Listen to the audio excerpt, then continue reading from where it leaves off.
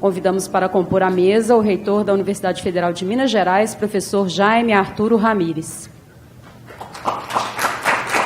É uma satisfação poder presidir esta sessão deste ciclo de conferências no ano de aniversário de 90 anos da UFMG.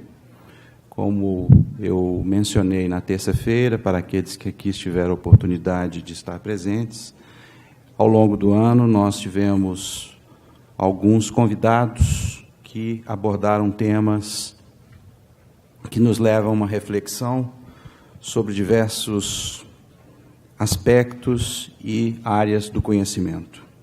E nesta oportunidade, para encerrar o ciclo de conferências da UFMG, nós teremos a satisfação de contar com a presença da professora Maria Lúcia Palhares Burke, que vai abordar um tema, na nossa opinião, não só extremamente importante, mas muito atual e contemporâneo para o momento, sobretudo político, que o nosso país vive.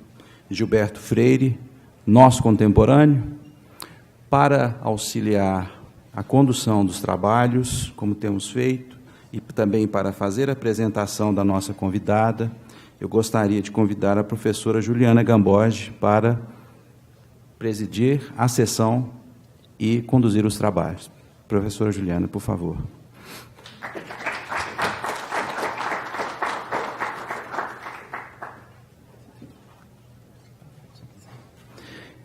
Antes de passar a palavra à professora Juliana, eu não poderia deixar de agradecer não apenas a presença, mas também cumprimentar a professora Sandra Almeida, nossa vice-reitora e reitora eleita aqui presente, uma das idealizadoras desse ciclo de conferências UFMG 90 anos. Professora Sandra, muito obrigado. Sucesso no seu trabalho.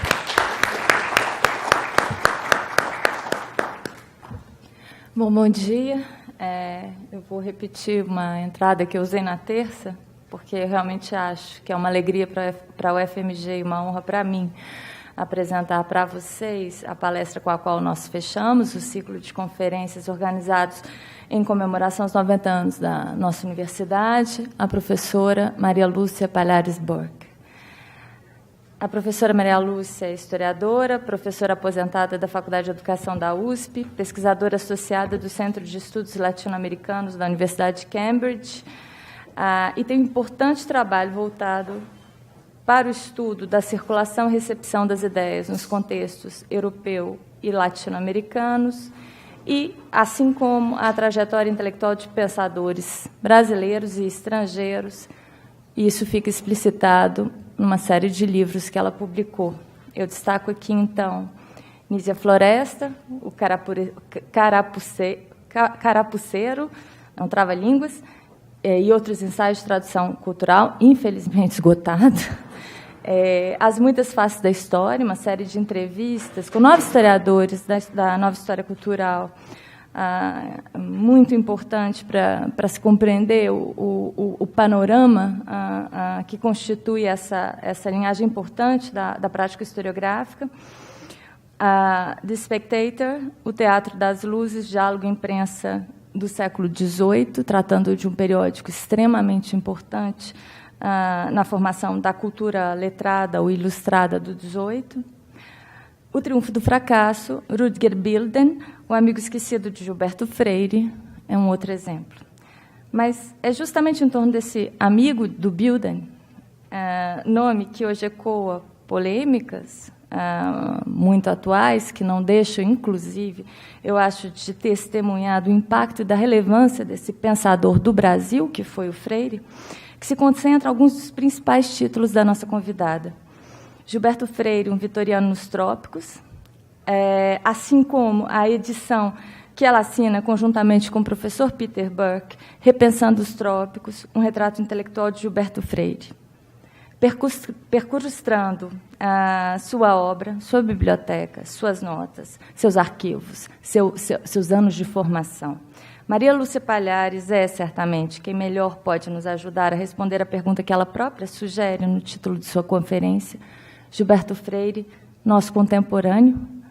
É uma alegria poder tê-la aqui conosco, e é mais uma alegria. Eu vou fazer uma pequeniníssima nota aqui, apenas porque foi o acaso ele é danado, né? Hoje ele gerou esse atraso enorme aqui, com o carro estragado, indo buscar a Maria Lúcia, pelo qual a gente pede desculpa, tudo dando muito errado. Mas, ao mesmo tempo, eu acho que hoje tem algo que deu muito certo. Eu tive a honra de trabalhar com a Sandra na concepção dessas conferências, desse ciclo de conferências, desde 2014. E de lá para cá, vocês sabem, né, os acasos, ou a história, as fatalidades da história nos atropelaram diversas vezes, mudando muito, inclusive, do que a gente podia esperar, do que a gente imaginava que seria o desenho desse ciclo de conferências. Eu sou testemunha da preocupação da Sandra em garantir esse ciclo de conferências, algo que apareceu depois, agora, na candidatura dela para a reitoria, que é a ideia da pluralidade e da diversidade. Isso, insistentemente, ela trazia como demanda para nós. Então, que hoje esse ciclo se feche com uma mulher brasileira, pensando um autor brasileiro, pensando uma questão importante para o Brasil. Eu acho que, pelo menos nesse momento, agora, apesar da chuva e de todos os acasos horríveis dessa manhã, isso é algo para se comemorar, ainda mais tendo a Sandra aqui presente, eleita nossa próxima reitora. Muito obrigada. Eu convido a professora Maria Lúcia Palhares Burke. Em primeiro lugar, queria agradecer muitíssimo o convite, que muito me honra, e as palavras generosas da Juliana. Bom, Gilberto Freire, nosso contemporâneo, ponto de interrogação. Gilberto Freire nasceu há 117 anos, em 15 de março de 1900, somente 12 anos após a abolição da escravatura. Sua grande obra, Casagrande, que o tornou conhecido e famoso desde então, foi publicada há 84 anos, numa época em que o Brasil tinha pouco mais de 30 milhões de habitantes. Ainda era essencialmente agrícola e exportador de matéria-prima, em que os analfabetos, os mendigos e as mulheres, sem autorização do marido, não tinham direito a voto, e, como disse há pouco tempo Antônio Cândido, uma época em que se considerava comunista quem dizia que no Brasil tinha miséria, como aconteceu com seu irmão nos anos 30. Então, a pergunta que faz o título desta palestra parece sugerir que, a despeito dessa distância no tempo e de diferentes circunstâncias históricas, há espaço para se pensar na possibilidade de Freire ser nosso contemporâneo. Mas eu primeiro gostaria de fazer algumas considerações sobre a questão da contemporaneidade. Questão semelhante já foi proposta a propósito de vários personagens da história. Shakespeare, Pushkin, Melville, Eurípides, Chekhov, Marx, entre outros, têm sido objeto de estudos que refletem sobre até que ponto eles podem ser considerados ou não nossos contemporâneos, apesar da distância temporal que deles nos separa. A pergunta central que esses estudos buscam responder é, basicamente, se ainda vale a pena ler esses autores para além do interesse puramente histórico, literário e cultural que possam ter. Refletindo sobre essa pergunta, pensemos inicialmente no caso de Shakespeare, um autor do século XVII, talvez o mais comentado, famoso e fascinante de todos os que mencionei. Especialmente a partir de Lessing, ou seja, há mais de 250 anos, os críticos têm falado sobre a imortalidade de Shakespeare, devido ao seu tratamento de temas humanos fundamentais, que pouco mudam com o passar do tempo. Um dos mais influentes trabalhos sobre essa questão é do crítico polonês Jan Kot, Shakespeare, nosso contemporâneo. As ideias desse crítico lideraram um movimento que considera que Shakespeare deixou uma coleção de roupas. Palavras dele.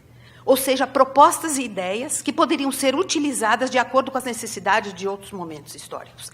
Nesta linha, trazer Shakespeare para os dias atuais, tornando-o relevante, significava tentar livrar suas peças de uma roupagem antiquada, vestindo-a com coisas da moda.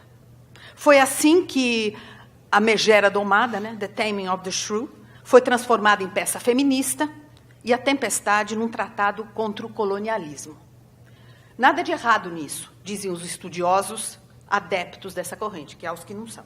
Já que Shakespeare é elástico e pode ser puxado para muitas direções sem que se arrebente. A essa altura, acho interessante mencionar brevemente a discussão feita, mais ou menos recentemente, pelo filósofo italiano George Agamben, em seu texto Que cosa è il contemporâneo, que discute a contemporaneidade de ideias e autores.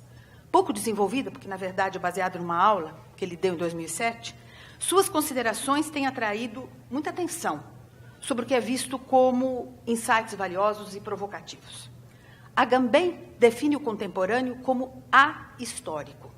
Na verdade, contemporâneo é uma marca existencial, ele diz, rara, que requer habilidade singular e envolve coragem. Significa, diz ele, ter um relacionamento singular com o próprio tempo, aderindo a ele, mas, ao mesmo tempo, mantendo uma distância dele. Tal modo de pensar envolve um aparente paradoxo. Vê se apareceu. Não?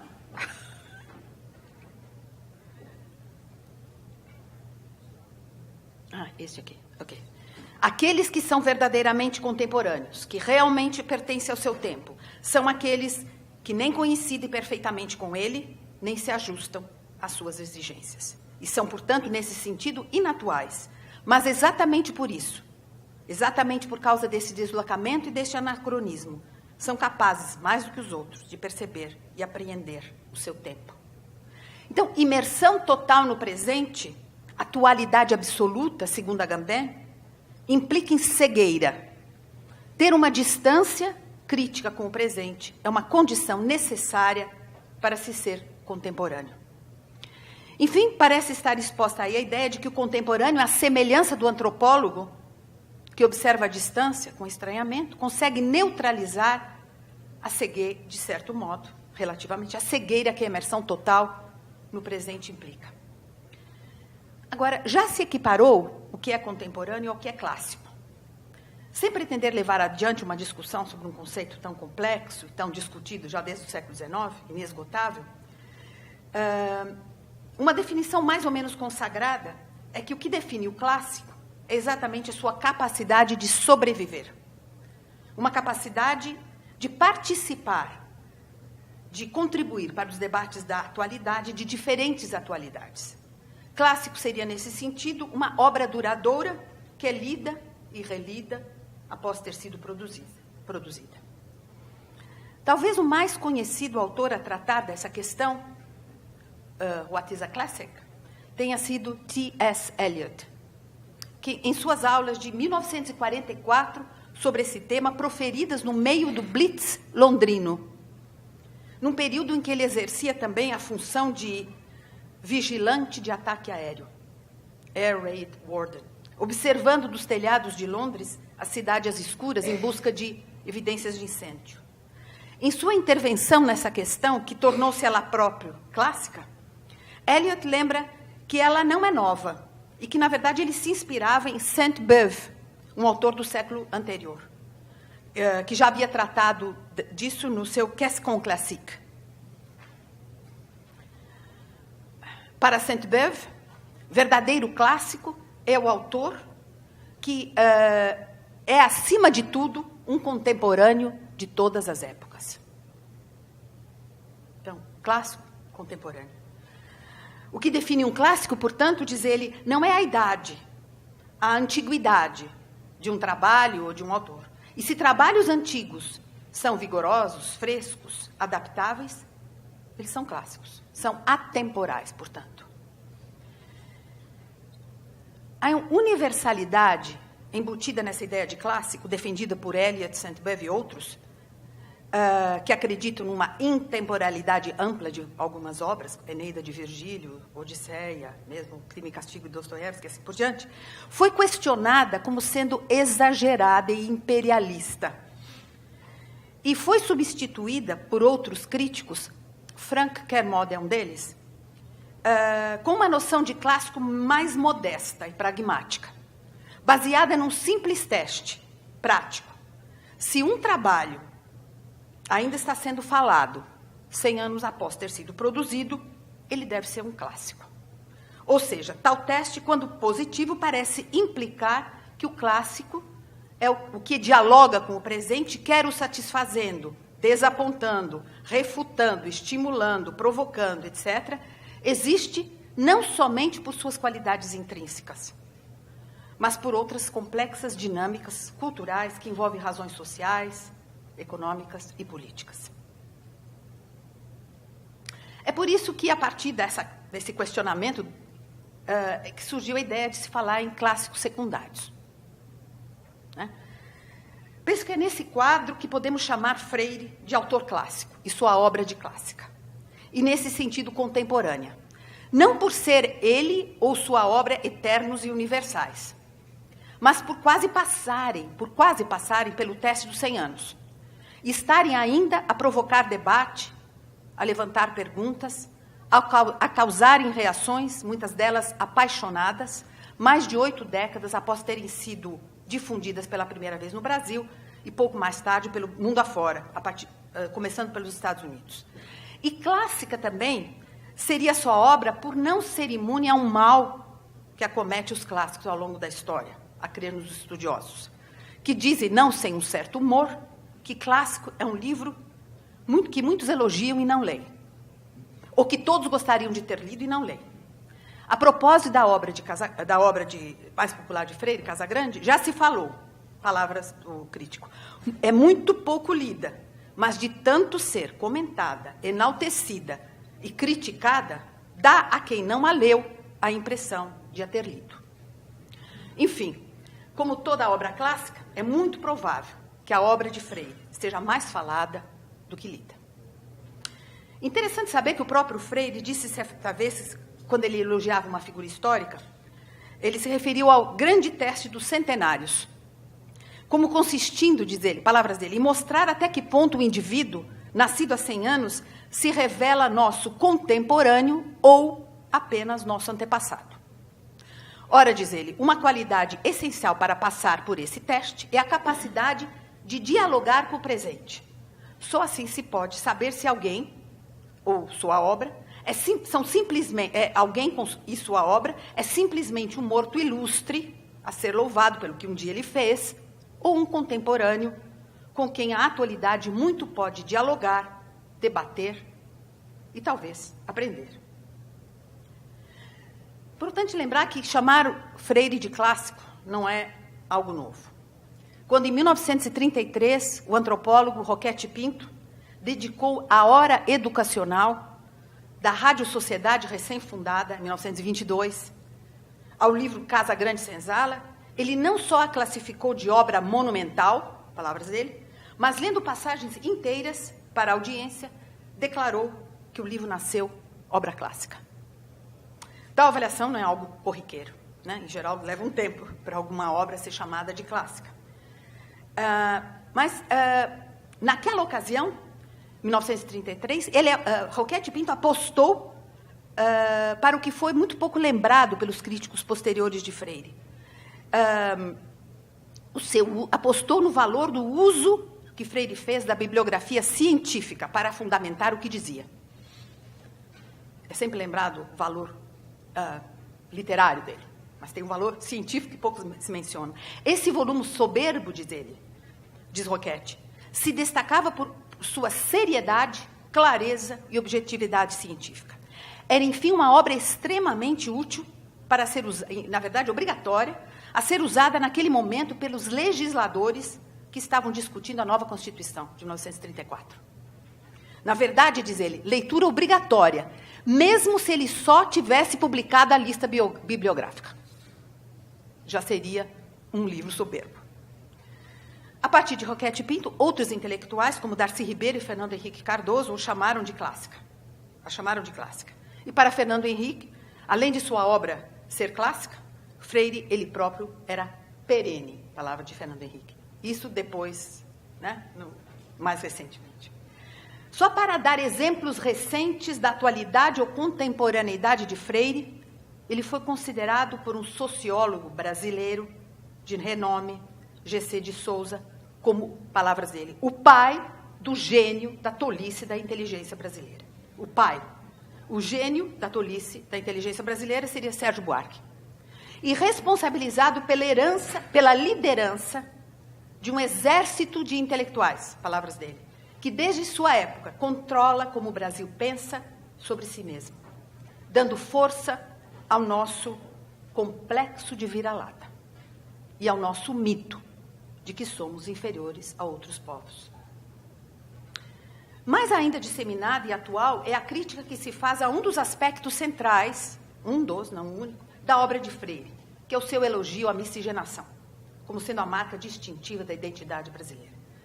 Lembrando do Dia da Consciência Negra, que aconteceu há pouco tempo, segunda-feira, um de seus representantes disse recentemente que era, palavras dele, que era preciso vencer Gilberto Freire, o poder de sua prosa, a bruxaria do que escreveu, para que se faça um acerto de contas com o passado escravocrata, estudado por ele a partir de Casagrande, que continua viva entre os brasileiros.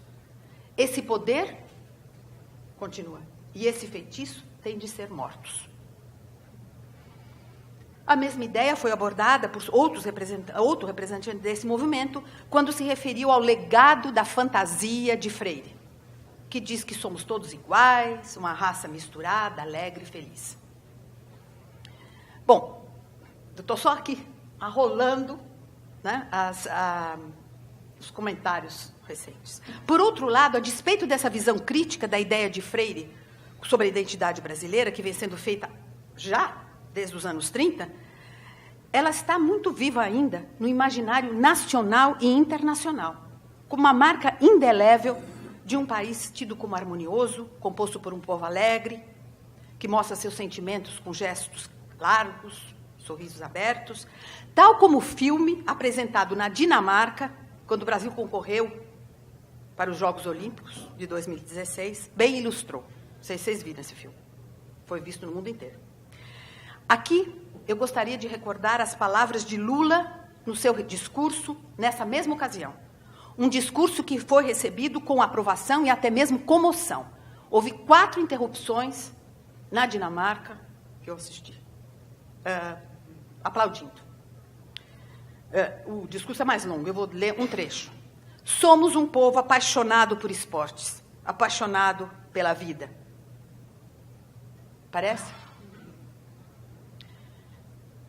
Um Brasil de homens e de mulheres de todos os continentes, todos orgulhosos de suas origens e mais orgulhosos de serem brasileiros. Não só somos um povo misturado, mas um povo que gosta muito de ser misturado. É o que faz nossa identidade. Sobre esse mesmo tema, de que de tão delicado deve ser tratado com dedos de veludo, como alguém disse, seria o caso de lembrar que, assim como nos anos 30, Freire já fora criticado por celebrar em demasia esse aspecto da realidade brasileira, a ponto de ser criticado por criar um racismo, um novo racismo, o racismo mulato. São palavras do o argentino, esqueci o nome, e nos anos 30. Bom, assim como já havia essa crítica desde os anos 30, décadas mais tarde, em 2002, a escritora Raquel de Queiroz, pouco antes de falecer, referiu-se, no Dia da Consciência Negra, ao que ela chamou de, palavras dela, a grande lição de Gilberto Freire, tão bonita, de que nós todos somos mestiços, mulatos, morenos, em dosagens várias, e que temos de assumir nossa mulataria, pois qual brasileiro, continua ela, pode jurar que tem sangue puro nas veias, branco, negro, árabe, japonês? Caso contrário, nós caímos na, palavras dela, armadilha dos brancos e nos tornamos tão preconceituosos quanto aqueles que condenamos. Enfim, argumenta Raquel de Queiroz, pureza, se existe, é muito rara. E os mestiços que se dizem altivamente negros podem fazer bonito, mas também viram racistas, porque dizendo-se negros, renegam a sua condição de mulato, mestiço, half-breed, ela usa essa expressão, meia casta.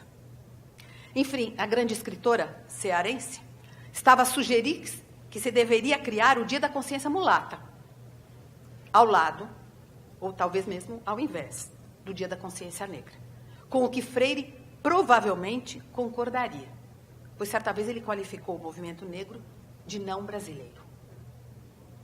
Bom, acho que esses exemplos são suficientes para mostrar que Freire ainda está vivo, bem vivo entre nós, pois suas ideias ainda provocam, estimulam, agradam e irritam muitíssimo nossos contemporâneos. Mesmo quando seu nome não é mencionado ou sequer conhecido, que as ideias estão por aí. Será que poderíamos dizer, considerando a sua contemporaneidade e sua longevidade nos debates do país, que Freire faz parte da biografia do Brasil? Um livro recentemente publicado na Inglaterra sobre esse tema é especialmente inspirador pelas inovações que traz. Chama-se Incarnations, A History of India in 50 Lives, de Sunil Kilanai, um historiador indiano famoso, radicado em Londres e professor do King's College. E esse livro tem sido elogiado como uma verdadeira proeza, ao narrar a história da Índia através das vidas de indianos, desde Buda, 500 anos antes de Cristo, né, a bilionários de hoje, e introduzir o leitor às complexidades da história do país. Ou, como ele diz, complicar as histórias que os indianos gostam de contar para eles sobre eles mesmos. As 50 vidas incluem as de reis, religiosos, poetas, pintores, matemáticos, reformadores, radicais ou não, industriais, bilionários e muito mais. O autor está interessado, como ele diz, nas vidas póstumas desses biografados. E como muitas dessas vidas foram utilizadas por oficiais do governo ao longo da história, por clínicas médicas, estúdios de yoga, e como elas, portanto, podem iluminar questões prementes da atualidade, não somente no sentido de mostrar o presente como resultado do passado, não. Mas no sentido também de colocar desafios ao mundo atual, lembrando as possibilidades que ainda não foram definitivamente eliminadas ou realizadas, e que existem, que foram pensadas ao longo de milênios, mais de 2 milênios. A ideia que está por trás, como o autor esclarece, é que muitos desses indivíduos participaram de um intenso debate que vem sendo desenvolvido ao longo de mais de 2 milênios, sobre o tipo de vida que vale a pena viver, que tipo de sociedade vale a pena ter, que hierarquias são moralmente legítimas, que papel a religião deve ter na ordem política e social e legal. O objetivo do autor, como ele diz, é fazer o leitor compartilhar com ele a crença de que a capacidade da Índia de se transformar, de ser diferente do que ela é, de desafiar os seus próprios dogmas, como ele diz, que essas vidas revelam, é uma capacidade que pode estar ainda viva, e não somente uma relíquia histórica. Então, acho que esse livro sobre a Índia faz-nos refletir sobre um possível livro semelhante sobre o Brasil. E quais seriam, então, os brasileiros, 50 ou mais brasileiros, através dos quais se poderia escrever a história do país com complexidade e nuance, incluindo não somente aquelas vidas que iluminam o que está por trás das nossas conquistas, ou das nossas mazelas, mas também as que revelam as possibilidades abertas que ainda não foram exploradas, não foram realizadas. Então, é muito sugestivo, né? Que figuras poderiam compor esse tipo de biografia? De Anchieta, Zumbi, Getúlio Vargas, Lula, Guimarães Rosa, Sérgio Moro, os irmãos Batista, e assim vai. Use a imaginação, né? E de mulheres, Princesa Isabel, a escrava Anastácia, cultuada como santa em várias partes do Brasil, símbolo de perdão e harmonia entre as raças, Carolina Maria de Jesus, Dilma, Elis Regina, enfim. Dentre os muitos brasileiros cujas vidas poderiam iluminar a história do Brasil, parece não haver dúvida de que Freire estaria incluído. Não só por ele continuar ainda muito presente entre nós, como vimos, mas por ter redescoberto o Brasil nos anos 1930, quando seu livro Casagrande enfatizou não somente o papel da família patriarcal e da monocultura na formação do país, mas redefiniu a identidade brasileira numa época, isso é importante, que preconceitos com áreas de ciência propunham o branqueamento do povo como condição para o seu progresso. Na época, Casagrande foi comparado ao cometa Halley, vocês devem saber, uma revolução, um terremoto, que teria sacudido toda uma geração e teria, com isso, reinventado o Brasil. Freire descreveu-se certa vez como sendo o segundo Pedro Álvares Cabral. Essa era uma forma vívida de repetir o que seus admiradores e críticos vinham apontando desde os anos 30. Não me lembro quando ele falou isso, mas acho que lá pelos anos 60. Para o bem ou para o mal, é isso que nós podemos ver, tanto pelos críticos como pelos admiradores, para o bem ou para o mal, Freire teria redescoberto o país, provocando uma mudança dramática na autoestima dos brasileiros, ao enfatizar o papel positivo que a miscigenação e o hibridismo cultural exerceram no país, e a relativa harmonia racial que daí resultou. Muito já se discutiu, e ainda se discute, sobre o significado dessa obra, da primeira grande obra de Freire. A obra que teria reinventado o país em termos positivos para alguns, em termos deletérios para outros, né? Como disse um crítico já em 1943, olhem bem o que ele disse: este livro é um dos livros mais controvertidos de nosso tempo, que mais estardalhaço tem causado, não só nos meios científicos, mas até entre granfinos. No Brasil, quando não patina na lama escorregadia da xingação, cai em cheio na referência pura do vulgar elogio. 1943. Muito dessas discussões que acontecem ao longo da história, desde 1930, poderiam se beneficiar de uma abordagem skinneriana. E é sobre isso que eu gostaria de falar um pouco.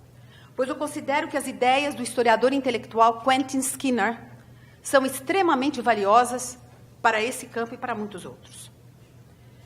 Fundamental para a compreensão de um texto, diz Skinner, é recuperar sua identidade histórica.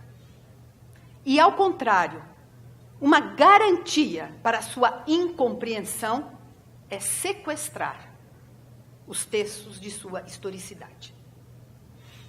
Em outras palavras, ao invés de se considerar os textos como estando no eterno presente, como ele diz, floating around in a kind of eternal present, e como sendo matéria autossuficiente, bastando uma análise textual para entendê-lo, deve-se considerar os textos como atos linguísticos, speech acts, ou seja, como intervenções conscientes nos debates políticos, intelectuais e até sociais do seu tempo.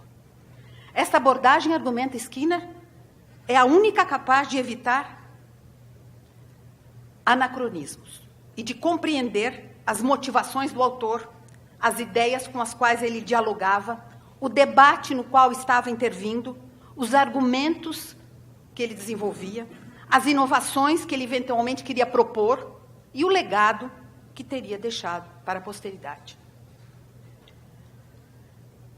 Esforçando-nos por não sequestrar os textos e os autores de sua historicidade, podemos então ler Freire sob dois ângulos. De um lado, sob a perspectiva histórica de uma época ou de épocas que já não são nossas. Como um texto, enfim, que buscava a resposta para as provocações de um determinado momento histórico. E de outro, sob o ângulo de uma obra clássica ou contemporânea, como uma obra que nos permite ver ou entrever as estruturas profundas que ultrapassam sua época, se estendem para além dela, apesar de não serem eternas ou permanentes. Então, a pergunta central é: o que estava fazendo Freire com os seus trabalhos nos anos 30, quando iniciou sua carreira de intérprete do Brasil? E mais de uma década depois, quando as suas ideias começaram a se espalhar pelo mundo, a partir dos Estados Unidos. A preocupação central de Freire e de suas primeiras obras, da trilogia sobre a história da família patriarcal brasileira, publicadas nos anos 30, era explicar o Brasil para os brasileiros e libertá-los de uma visão do país inevitavelmente atrasado, que cresceria como uma criança doente, dada a sua composição étnica. Lembre-se do retrato do Brasil de Paulo Prado. Ele se refere aos vícios de nossa origem mestiça e refere-se ao Brasil como o reino da mistura e de pessoas tristes. Esse livro foi descrito como um ensaio sobre a profunda frustração de ser brasileiro por causa disso. Então, era esse o contexto que ele está escrevendo, certo? Até essa época, a superioridade de certas raças e a inferioridade de outras, assim como os males da mistura racial, eram verdades estabelecidas pela ciência. Enfim, a partir da perspectiva histórica, temos de reconhecer que o que hoje nos parece inaceitável foi um dia parte de todo um sistema de ideias respeitáveis e cientificamente convincentes, que se difundiram com intensidade diferentes para muitas partes do mundo. Como disse um personagem do romance The Great Gatsby, sobre isso exatamente, ele diz: é tudo coisa científica, está tudo provado. Não sei se vocês lembram desse trecho. Como resultado da miscigenação, o Brasil era considerado como não tendo uma identidade própria. E a visão difundida era que nada de positivo podia se esperar de um país povoado por uma raça mongrel, como se dizia, e liderada por um governo mulato. Esse era o estereótipo, aqui e lá fora. Um exemplo dessa visão, que era usada repetidamente pelos popularizadores da ciência da raça, era a de Louis Agassiz, um cientista suíço, radicado nos Estados Unidos. Apesar dele ter escrito o que eu vou ler, acho que parece aí, em 1868,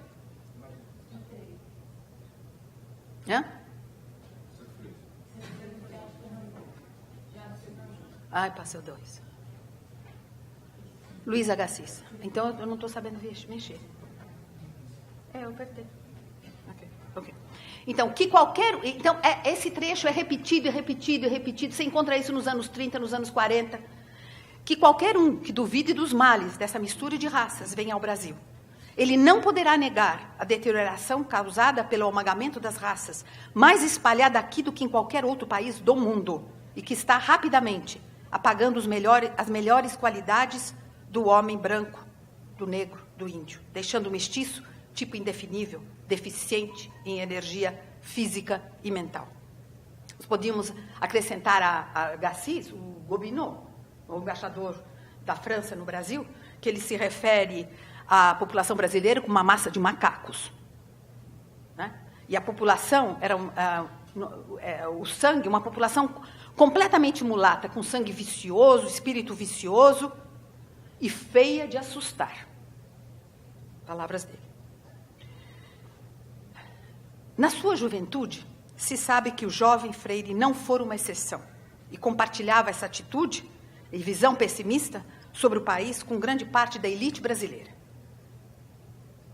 Representativo de seu tempo, de seu meio, Freire nadou por algum tempo com a corrente e deixou clara a sua visão da decadência do país devido à composição étnica de sua população. Enfim, ele acreditava na ciência da raça, como a maioria. Pode-se dizer que quando foi estudar, com 18 anos, na Universidade de Balliol, ele ficou ainda mais imerso num meio racista. E era praticamente inevitável que o seu racismo se acentuasse e que o paradigma poderoso que imperava ao seu redor informasse seu pensamento e a obra da juventude. Praticamente inconteste, essa ciência já fizera com que casamentos interraciais fossem proibidos por lei em quase todos os Estados Unidos e que a miscigenação fosse considerada um crime, um vício, que não deveria jamais ser representado, quer em telas, livros de ficção, filmes, etc. Havia leis contra isso. Em 1921, para dar um exemplo, Freire escreveu dos Estados Unidos, em tom de lamento, algo publicado no Diário de Pernambuco. Ok?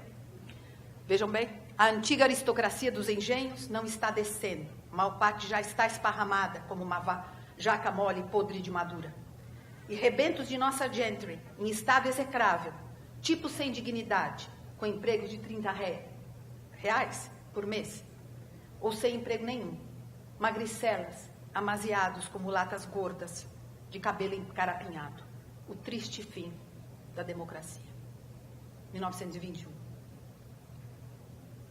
Então, a visão do povo brasileiro como incapacitado para o progresso era tido como assunto de patologia física e social, também pela maioria dos estudiosos brasileiros e estrangeiros. Um dos mais eloquentes e lidos no Brasil era Oliveira Viana, vocês devem saber.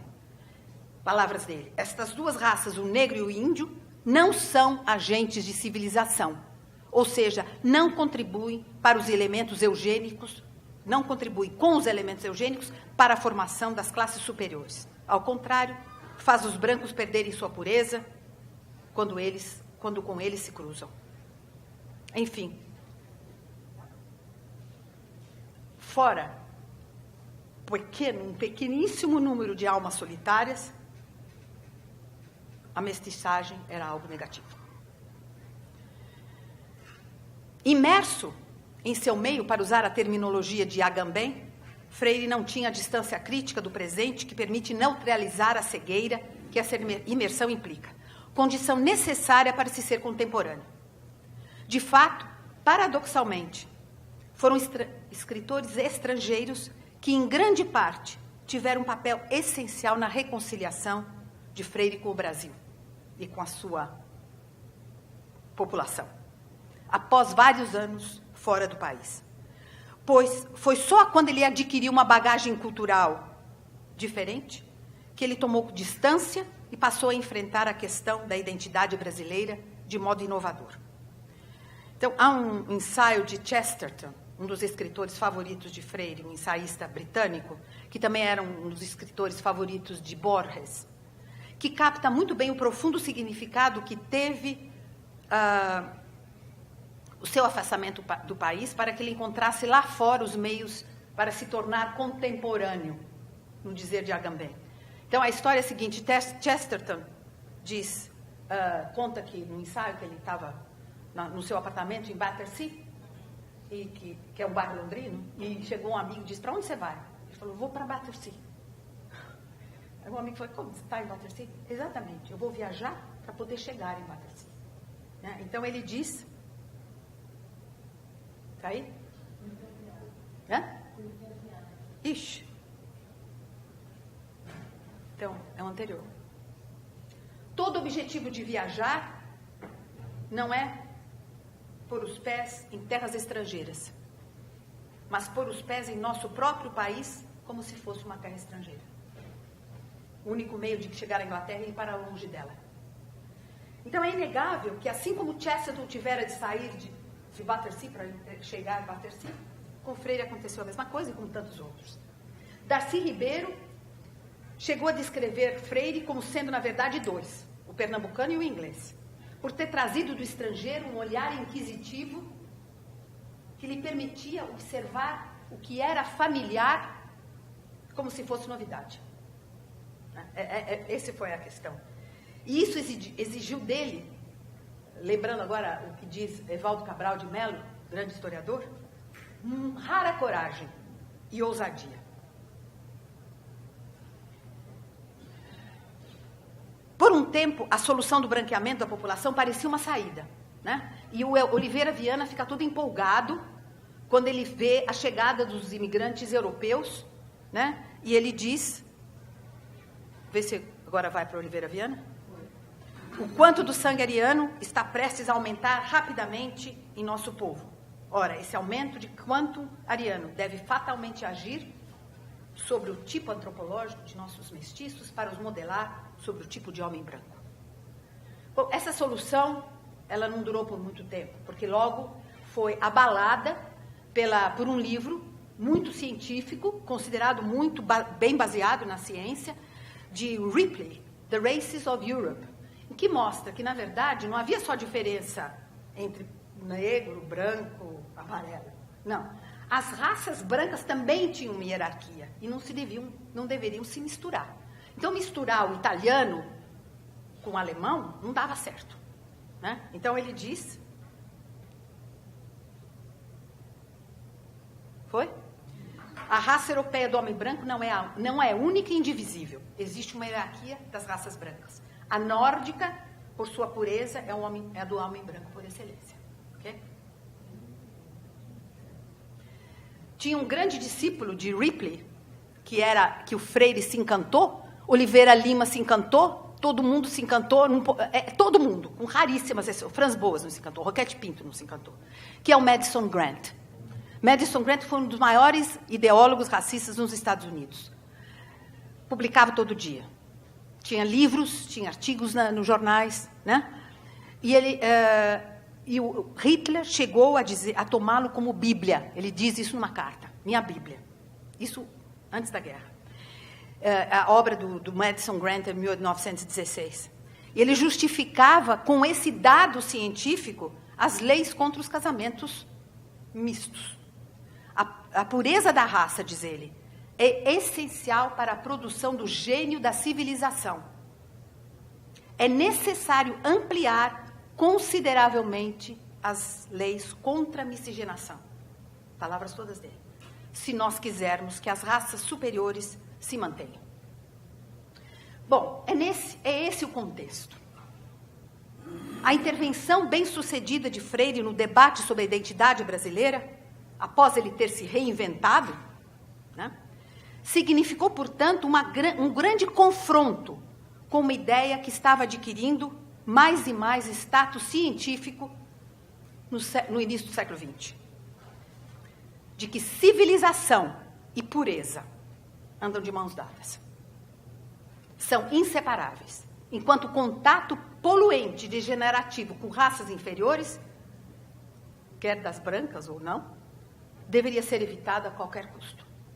Os poucos que nessa época combatiam corajosamente essa visão e a pretensa cientificidade da chamada ciência da raça, como o antropólogo alemão radicado nos Estados Unidos, Franz Boas, o antropólogo Roquette Pinto no Brasil, que eu chamaria de o Franz Boas brasileiro, travava uma batalha solitária e inglória. Como disse um homem de negócios, um milionário norte-americano, que eu encontrei essa carta, ele havia feito doações para Franz Boas continuar na sua pesquisa. Ele escreve, estou dando dinheiro, mas as chances de se vencer o preconceito reinante são mínimas, pois é com fanatismo inédito que a política racista está sendo implementada. A grande realização de Freire foi propor a ideia de que miscigenação não era um problema e que a pureza não era a condição para a civilização surgir. Porque, como ele veio a descobrir, não havia base científica para elogiar uma, a pureza, e para se opor à outra, a miscigenação. Os maiores problemas do país não eram, enfim, raciais, mas sociais e do meio ambiente. Enfim, então a antropologia de Roquette Pinto, de Franz Boas e de seu colega de Colômbia, Rudiger Bilden, aliado ao conhecimento científico que ele foi adquirindo, haviam convencido Freire de que a população do país não precisava ser substituída, mas sim educada. Na sua nova interpretação do Brasil, miscigenação era associada com enriquecimento cultural, como todo mundo sabe, o maior enriquecimento vindo da influência lubrificante, adocicante da miscigenação na sociedade brasileira. A mistura racial era o óleo que lubrificava o sistema econômico e a origem da relativa harmonia social, que iria se tornar parte do caráter do país. Em resumo, ser misturado, não era um obstáculo para o desenvolvimento do país. como dizia Luiz Agassiz e tantos outros cientistas, ou um obstáculo para uma identidade brasileira. Ser miscigenado era a identidade brasileira. É o que o Lula estava dizendo, certo?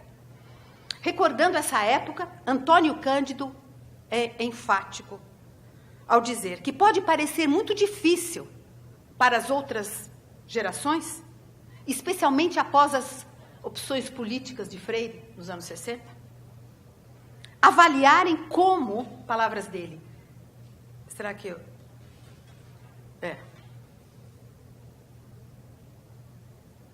Quem é que apareceu? Ah, eu esqueci, eu li, mas não coloquei, né? Não, já li para vocês. Então, agora essa aqui, quem é? Ok. Esse grande livro sacudiu uma geração inteira, provocando nela um deslumbramento como deve ter havido poucos na história mental do Brasil. Misturando à linhagem aristocrática uma grande simpatia pelo povo, que levara Freire a combater as ditaduras e acreditar nas virtudes da mestiçagem como fator democrático. Então, a ênfase que ele deu à interpenetração das culturas e a especial importância das tradições africanas para a formação da cultura brasileira, que ele descrevia como a missão civilizadora dos africanos no Brasil, o povo chamado inferior pela chamada ciência da raça, chocou, obviamente, parte do povo, do público brasileiro. Quando logo depois ele organizou o Congresso Afro-Brasileiro, em 1934, alguns críticos descreveram o Congresso como bolchevique e exigiram que ele fosse fechado. Ora, os leitores teriam ficado ainda mais chocados se eles soubessem que o que ficaria claro ao longo da trajetória de Freire, que Freire estendia a valorização do hibridismo a sexo e a gênero. Ele louvava o poeta americano Walt Whitman, porque ele, palavras dele, não se limitou como poeta a ser de uma classe ou de uma raça, ele não se limitou como poeta a ser de uma classe ou de uma raça, ou mesmo de um só sexo. Em sua seminovela Dona Sinhá e o Filho Padre, Freire abordou a relação homoerótica entre os dois personagens principais, Paulo e José Maria, com grande sensibilidade e compreensão, notando, palavras dele, que são os homens, muitos deles, uns mestiços, não só na raça, como no sexo, não só nas ideias, como nos sentimentos. E como mestiços se realizam esses homens, às vezes mais do que os supostos puros de raça, de sexo, de classe, de ideias, de sentimentos. Muito atual, não? A questão do homossexualismo é algo que ele tratou de um modo enfrentando um tabu muito aberto, muito moderno, em 1930. 1933 e depois outras vezes. Pode-se dizer que sempre que possível, Freire procurava mostrar que uma inevitável impureza permeia tudo que é humano. E como já se disse a propósito de Casagrande, Freire se delicia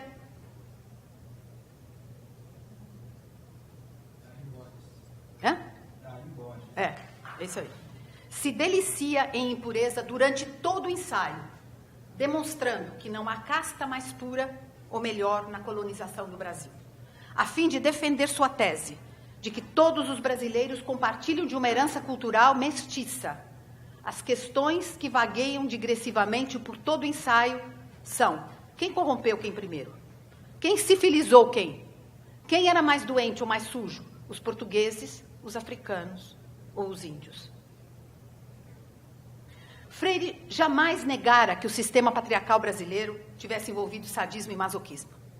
Mas, apesar disso, como numa tragicomédia, ele oferecia uma narrativa de conflito e sofrimento que produzira um resultado relativamente harmonioso, ou melhor, uma tendência, ele usa muito essa palavra, tendência fraternal, na sociedade.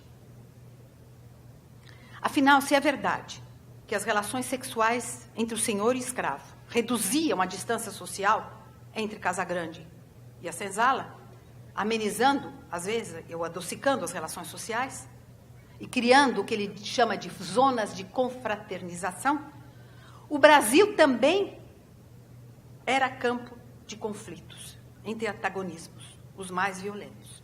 Isso ele não nega. Conflitos e choques coexistiam com muitos atos cotidianos de confraternização. Como bem disse Richard Morse, um grande estudioso do Brasil, um brasilianista, Freire era fascinado por antagonismos e também pela coexistência de forças opostas. Em mais de uma ocasião, Freire se refere ao choque das culturas. Ele usa frequentemente também o termo sadismo para descrever as relações entre alguns senhores e senhoras e seus escravos. Uma relação, enfim, em que havia uma mescla de coisas boas e de coisas ruins. É só pensar, o Richard Morse chama atenção para isso, muitas vezes é esquecido, é só pensar na calma com que Freire relata, vejam bem, a crueldade da senhora do engenho, enciumada, servindo ao marido, à hora da sobremesa, dentro da compoteira de doce e boiando em sangue ainda fresco, os olhos que mandara arrancar das mucanas bonitas. Isso, poucas páginas após, ele referir-se ao pendor brasileiro para equilibrar antagonismos e não criar uma sociedade composta de duas metades inimigas, a branca e a preta, o ex-senhor e o ex-escravo. Enfim, é muito mais complicado. O livro do Freire é muito complexo. Enfim, o retrato do Brasil delineado por Freire, muito diferentemente de ser idílico, era ele próprio uma mistura de elementos positivos e de elementos negativos. Enfim, penso que não há como negar que a intervenção de Freire nos debates dos anos 30, 40 e até 50 representou um sopro de ar fresco a arejar o ambiente intelectual brasileiro. Enfim, no contexto dessa época, Freire era progressista, até politicamente falando. Subsequentes circunstâncias alterariam o quadro. E se pensarmos na recepção, no contexto norte-americano, que é o contexto estrangeiro no qual Freire vai ser recebido e de lá suas ideias vão passar para fora.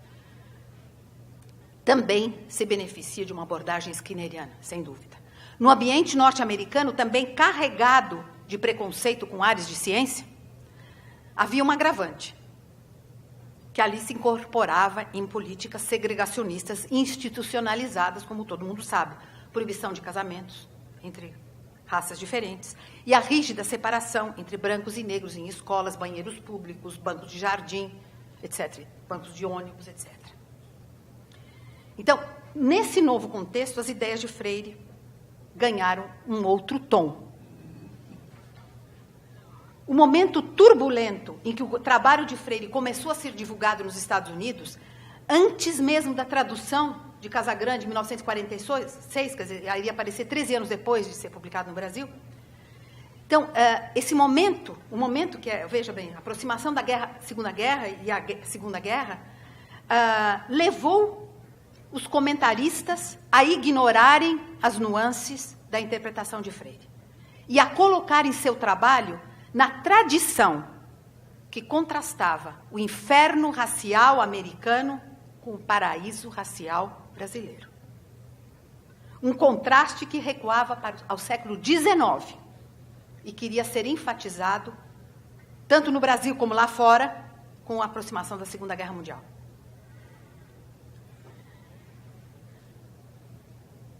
Então, o que aconteceu é que seus comentaristas no estrangeiro e o próprio Freire se viram levados a, por assim dizer, sanear o retrato do Brasil de muitas de suas impurezas, nesse novo contexto. Em 1939, por exemplo, o historiador norte-americano muito famoso, chamado Louis Hanke, ele refere-se, quer dizer, bem antes de ser traduzida, né, ele se refere às obras de Freire como defendendo uma doutrina completamente carregada de dinamite político. Um dinamite que poderia contra-atacar as ideologias nazista e fascista que estavam rapidamente ganhando adeptos no Brasil e no mundo afora. Diz Rank, vejam bem o que ele diz, num texto publicado em inglês e espanhol. Nessa nossa era, dificilmente será possível encontrar uma base mais nobre sobre a qual erigir uma nação do que é apresentada nas páginas de Casa Grande e Sobrados e Mucanos. Outros comentaristas se uniram na ideia de que, apesar de parecer tratar somente de uma questão local brasileira, as obras de Freire envolviam, palavras deles, um dos maiores problemas de nossa era, um exemplo local de um problema de relações interculturais e interraciais que se espalha pelo mundo afora. Então, recuperando a identidade histórica do trabalho de Freire no contexto norte-americano, chama também especial atenção o papel que seu trabalho foi chamado a desempenhar no início dos anos 40, logo após os Estados Unidos terem entrado na guerra, quando foi feita uma tentativa no Congresso americano de usar Casa Grande para conscientizar o governo e a nação para a importância da cooperação brasileira para reduzir a influência perigosa dos alemães na América Latina. E talvez ainda mais reveladora era a relevância que se acreditava que seu trabalho, tal como o Congresso apresenta, poderia ter para mostrar para o mundo em geral e para os Estados Unidos em particular, dois importantes fatores. Primeiro, que os negros vinham desempenhando um papel essencial no desenvolvimento das culturas americanas, sul, norte. E segundo, que eles poderiam desempenhar um papel igualmente essencial na segurança de todas as Américas, agora todas elas ameaçadas pelos regimes europeus totalitários. A obra de Freire, que foi descrita no Congresso americano como trabalhos monumentais, que deveriam ser traduzidos com urgência, poderia ajudar os americanos a perceberem, palavras deles, que eles não poderiam destruir o nazismo no velho mundo enquanto mantivessem o preconceito racial no novo mundo. Os congressistas ouviram então que do trabalho de Freire, os americanos, palavras deles, os americanos têm muito a aprender sobre como raças e culturas diversas podem viver juntas em harmonia e contribuir juntamente para o desenvolvimento de uma nova civilização. Penso que dois aspectos têm que ser ressaltados aqui na recepção de Freire nos Estados Unidos. Primeiro, a acolhida de sua obra não é surpreendente, porque o Brasil já era visto como paraíso racial, que contrastava com o inferno racial americano, desde o século XIX. Estudiosos do movimento abolicionista norte-americano têm mostrado que nos anos de 1830, a imaginação abolicionista norte-americana alimentou-se da ideia de que os Estados Unidos tinham os senhores de escravos mais cruéis de toda a história da escravidão, quer moderna, quer antiga. E o contraste entre o inferno racial deles e o paraíso racial nosso foi estabelecido. Tal visão açucarada do Brasil parece ter feito parte de um imenso esforço para inculcar nos escravocratas norte-americanos um sentimento de vergonha por seu duplo pecado, escravidão e racismo, que eles fazem a separação. Uma separação, pode ter escravo, mas não ser racista. Veja bem, num discurso em Nova York, em 1858, Frederick Douglass, ex-escravo e líder negro, contrastou as situações brasileira e norte-americana, notando, não sem ironia, o que está escrito aí. Mesmo num país católico como o Brasil, um país que, em nosso orgulho, nós estigmatizamos como semi-bárbaro, não trata as pessoas de cor livres ou escravas da forma injusta, bárbara e escandalosa que nós os tratamos. A América democrata e protestante faria muito bem de aprender uma lição de justiça e liberdade com o Brasil católico e despótico.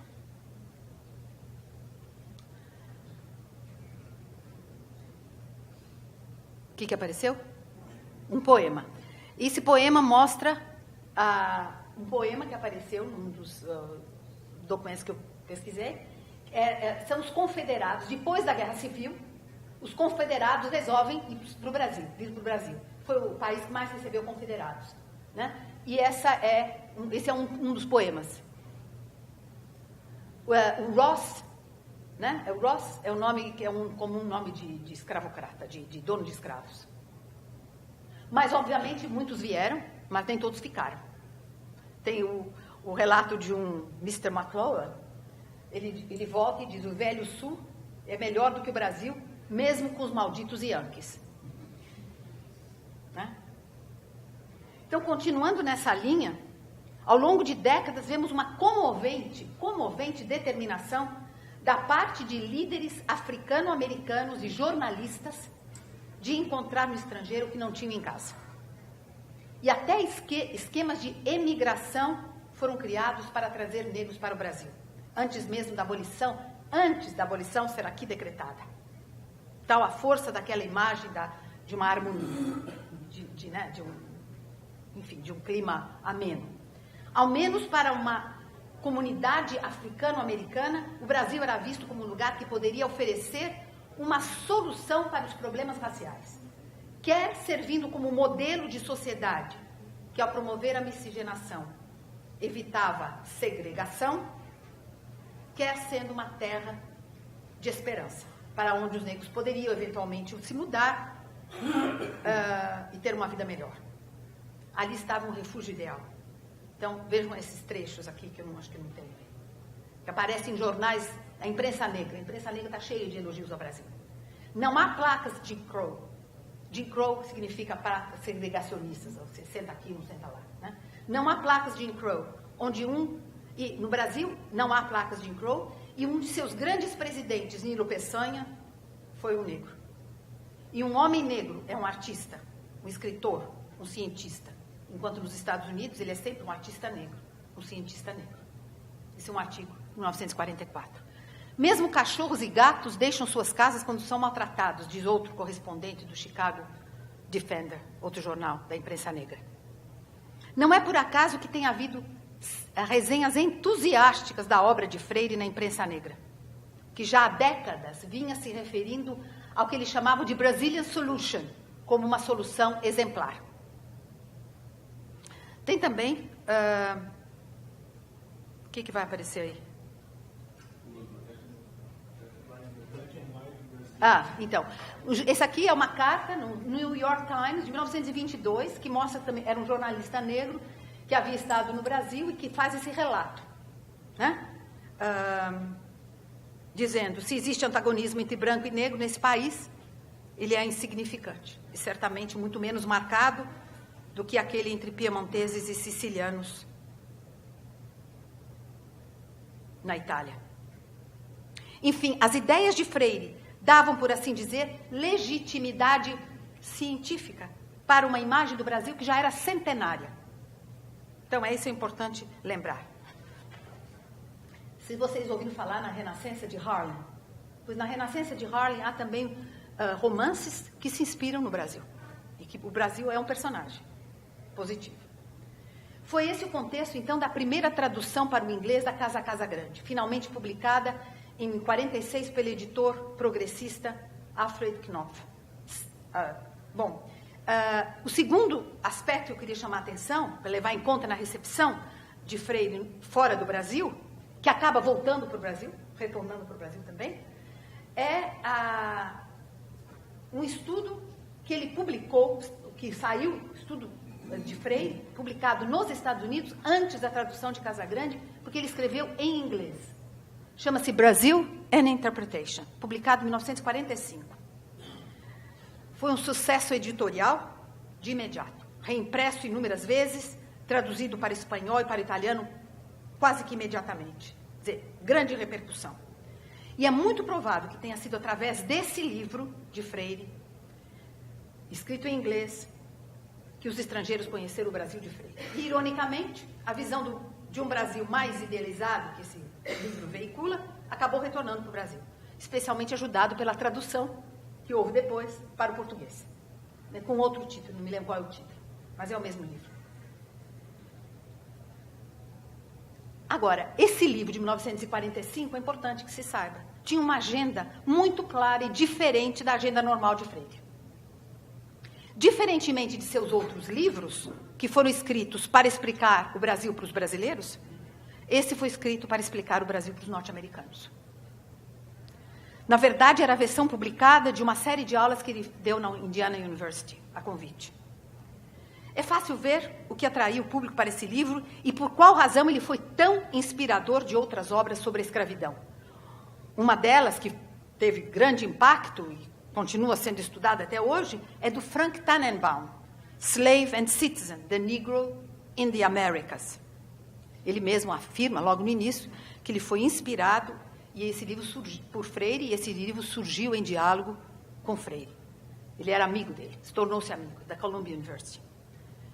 Como já foi apontado, com o final da Segunda Guerra Mundial, os julgamentos de Nuremberg e a crescente migração dos negros americanos para as cidades do norte, a chamada solução brasileira, continuava a ser chamada Brazilian Solution, para as relações raciais, tal como ela foi exposta nesse texto pouco sofisticado, sem muitas nuances, era um modelo que poderia inspirar esperança, assim como culpa, nos americanos.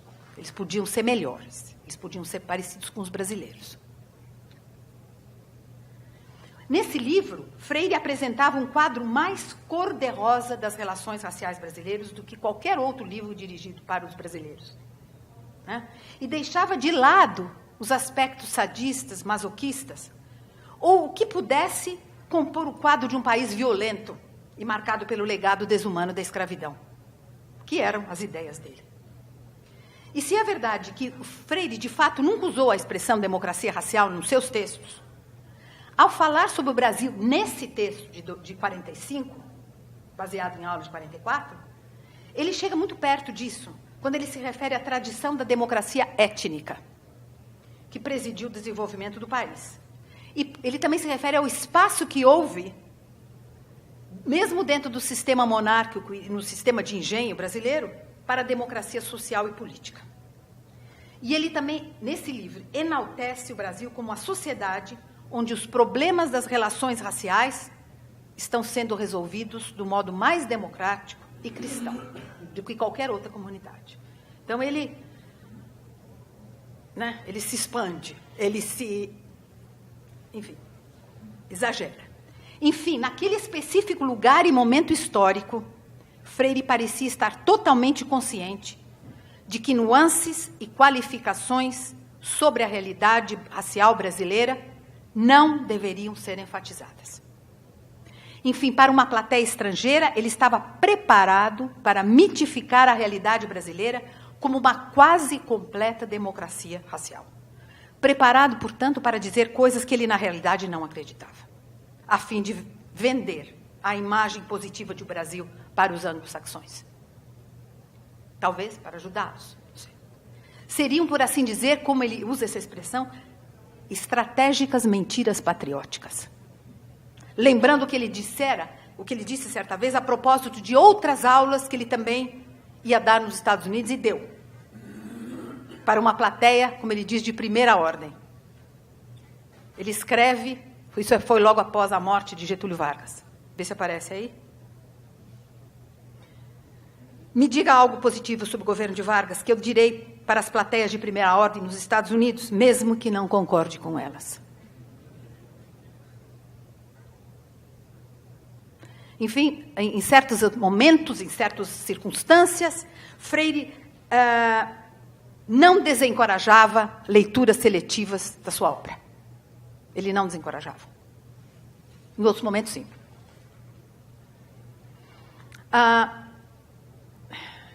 Essa parte eu queria terminar, falta mais um pouco só, mas essa parte eu gostaria que vocês lessem essa carta. Carta de Tannenbaum? Não? O que é? Então é anterior.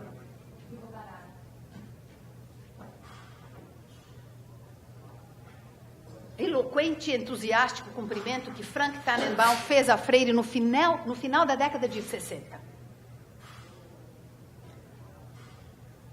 É muito longo, vocês podem ler. Devo lhe dizer algo que provavelmente você não está a par. de que sua obra deve ser creditada como tendo desempenhado um grande papel na mudança de atitude do povo americano em relação ao negro. Você tem, portanto, uma participação, e talvez uma participação muito importante, no movimento dos direitos civis nos Estados Unidos. Eu tenho certeza de que seu livro foi lido por acadêmicos e outras pessoas interessadas nos problemas da raça ao longo de muitos anos, assim como por estudantes. Tem tido uma participação nada pequena em reformar e mudar a atitude dos jovens em relação a essa questão.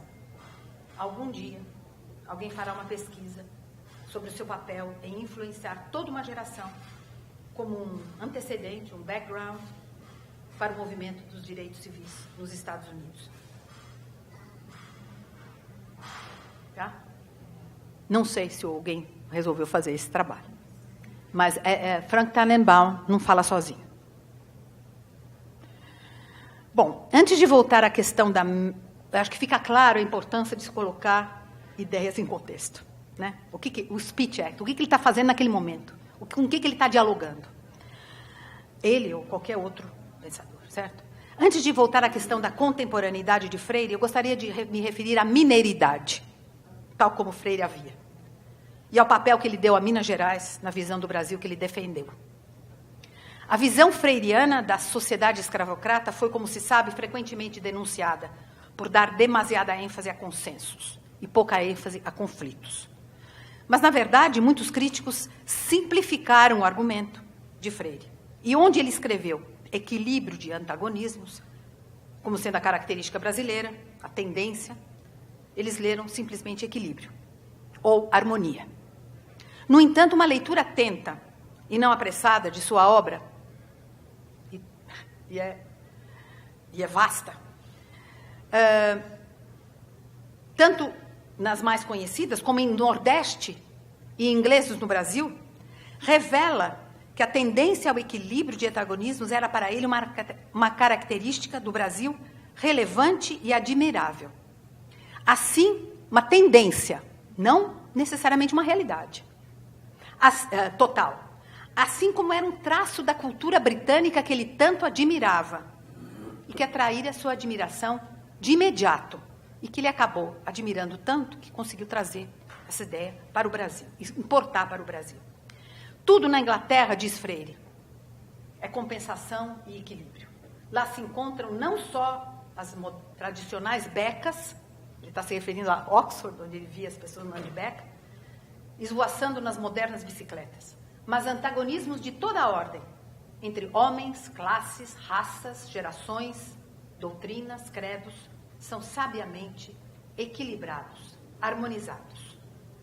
Então, estimulado pela leitura do filósofo britânico Herbert Spencer, que podemos chamar como já foi chamado filósofo da equilibração de antagonismos, e por seu discípulo, que foi professor de Freire em Columbia, Franklin Giddens, Freire desenvolveu sua própria ideia de equilíbrio de antagonismos, como sendo o traço central da identidade brasileira. A miscigenação cultural sendo a marca equilibradora mais marcante, mas não a única, da cultura. Enfim, o que o sistema econômico divide entre senhores e escravos, a miscigenação aproximou, amoleceu, lubrificou, mas havia outros antagonismos no mundo da cultura e no mundo político, religioso e social do país.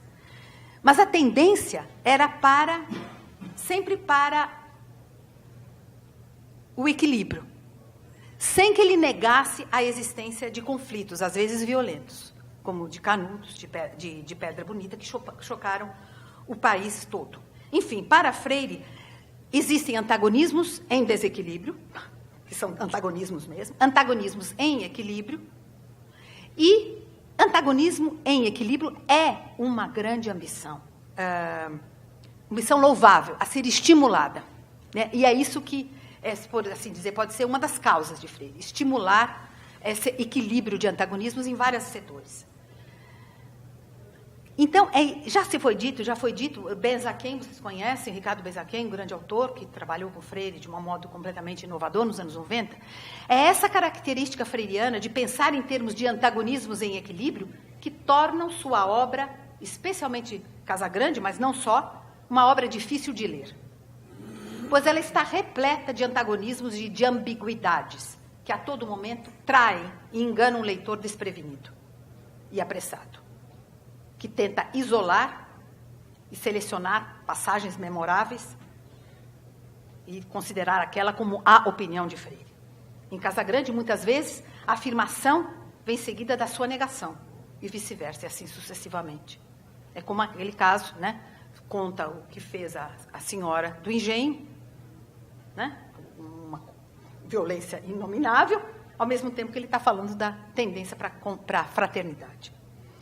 Um exemplo bastante ilustrativo desse esforço para encontrar no Brasil algo semelhante ao traço equilibrador britânico, bem como sua determinação de propor como norma ideal, nós podemos encontrar numa conferência pronunciada por Freire em 1946 em Belo Horizonte, e foi publicada em jornal, em algumas vezes, e cujas ideias centrais vão reaparecer em vários artigos dali em diante. Várias. A primeira foi em 1946, nos anos 50 você vê isso repetido várias vezes. Nessa conferência, Freire identifica Minas Gerais como a nossa Grã-Bretanha e confere aos mineiros conciliadores por excelência, chama de a responsabilidade de reconstruir o Brasil, 1946, né? Pela conciliação ou combinação ou síntese de valores antagônicos ou diversos. Com o equilíbrio, ele fala sobre o equilíbrio inteligente de nossos antagonismos. Sem ele, sem equilíbrio desses antagonismos, não se realizará hoje no Brasil, nem em nenhum país, as tão necessárias obras de recuperação social e econômica. Optando por esse caminho sábio, o Freire diz, o país estará seguindo o exemplo de países desenvolvidos, que reconhecem ser a capacidade de transigir, de combinar, de tolerar contrários, um valor indispensável para a evolução social. E a justificativa mais profunda para tal postura conciliatória, equilibradora, Freire a encontra no reconhecimento da relatividade de todo conhecimento e da complexidade da realidade humana. Nessa mesma conferência, ele se refere aos mineiros como aqueles que sabem, mais do que nenhum brasileiro, diz ele. Palavras dele, o Padre Nosso da relatividade. Porque eles reconhecem que as soluções extremadas são simplistas. Por que elas são simplistas? Porque elas desconsideram as contradições inerentes a tudo que se relaciona ao homem. É aqui embaixo, né? Como artista político, o mineiro me parece uma espécie de romancista inglês, cuja filosofia fosse aceitar da vida, dos homens e dos acontecimentos suas contradições, em vez de pretender ignorá-las ou sufocá-las. Há, pois, como Freire diz nessa conferência, uma espécie de imperfeição. Na verdade, ele usa a expressão, uma impureza inevitável em tudo que é humano. Em tudo que é humano. E a mineiridade tem consciência disso.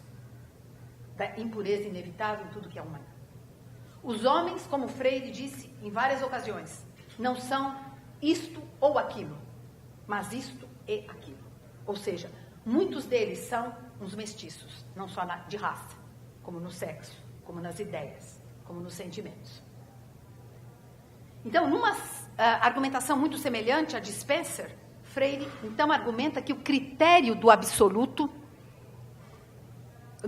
Não, ao contrário. O critério do relativo é o mais sábio, pois, sendo a nossa capacidade humana para o conhecimento necessariamente limitada e incapaz de atingir o conhecimento absoluto dos fatos, os julgamentos dos homens não são totalmente maus, nem totalmente bons.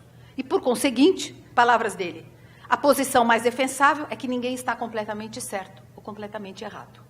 Enfim, tratar da realidade humana como um esquema de tudo ou nada, de polarização ou antagonismos, considerando que as coisas ou são pretas ou são brancas, ou são certas ou são erradas, boas ou más, na sua totalidade, é uma postura insustentável. E aí é o que ele faz maravilhosamente bem, não sei que vocês conhecem, o Nordeste, é quando ele mostra que nem a monocultura, nem o latifúndio, nem a escravidão, que condicionaram de modo tão decisivo o desenvolvimento do Brasil, merecem condenação formal de quem se aproxime do assunto sob o critério do relativo, e não do absoluto, tão perigoso nas avaliações sociais, tão perturbador da perspectiva histórica. Enfim, sendo a realidade humana tão complexa, comportando tantos contrastes e paradoxos, a história que se pode contar é uma história multifacetada, ele diz, feita de nuances, que abalam e desconcertam a crença em polaridades, em tudo ou nada, em progressos ou em insucessos absolutos. Daí não haver heróis ou vilões nas histórias que Freire, em geral, conta. Pode escapar algum. Uma das frases reveladoras que Freire anotou, ainda jovem, em seu caderno de anotações, em que ele anotava ideias que ele tinha, comentários que ele podia usar mais tarde, ela já dizia: a verdade é como uma esposa adúltera, ora com o esposo, ora com o amante. Oscila entre os dois. Não há razão, há razões. A razão está um pouco em toda parte. A razão, uma mina, onde qualquer um pode ir, com sua picareta, extrair razões. Então, ele diz também em outras passagens, também, quando ele está falando dos mineiros, às vezes, o herói de uma nação é o vilão da outra. Isso acontece sempre. Então, nem sim, nem não, nem... Né, o absoluto é uma coisa a ser evitada, porque contradiz tudo que é humano, que é contraditório, que é impuro, etc. Então, esse é um dos temas de Freire em O Nordeste, um livro que eu recomendo, curtinho, onde ele caracteriza a civilização do açúcar como sendo talvez a mais patológica, socialmente falando, de quantas floresceram no Brasil.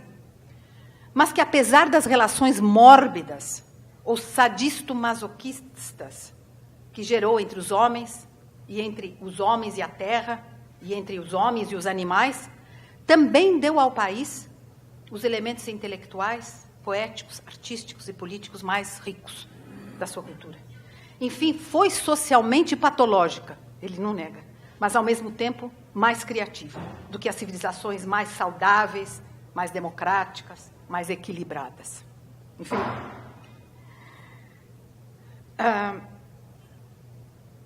O mesmo tema é tratado também em outro livro, também pouco lido, Ingleses no Brasil, onde ele procura apontar os malefícios e os benefícios do capital colonizador.